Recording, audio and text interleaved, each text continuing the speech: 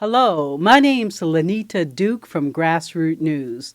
The radio show and podcast that you're listening to is part of a series of shows. I call it Audio Magazines. This is our audio magazine format. The name of this show is entitled From the Grassroots, where we agitate for social change with music and political commentary. Now, it features segments from our licensed mental health counselor, Cheryl Jefferson.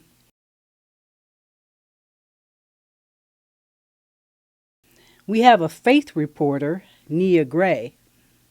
We have political commentary from the Prophet of Rage. And calling in from the planet of rhythm and blues, Professor Soul. From the Grassroots, I'm your host, Lanita Duke. Now, I started Grassroots News back in 1979 because I wanted a voice.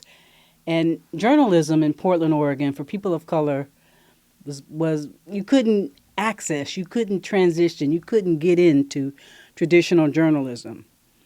So rather than knock at their door, begging to get in, I created Grassroots News as a voice for the voiceless. It changed my entire life. And now, Grassroots News has my granddaughter involved. She does our outro. Grassroots, where we agitate for social change, is produced by Grassroots News Northwest. My daughter is involved. She's our faith reporter, Nia Gray. Martin Luther King once said, "He who passively accepts evil, as much involved in it as he who helps to perpetrate it." My sister is Professor Soul. She calls in from the planet of rhythm and blues. She's really my sister. And she lives in Texas. So I guess that's sort of like a planet of rhythm and blues, Texas, right? It's a family business. It's a family way of being creative. You know, audio was always my first love. I learned to edit with a grease pencil and a razor blade on reel-to-reel tape.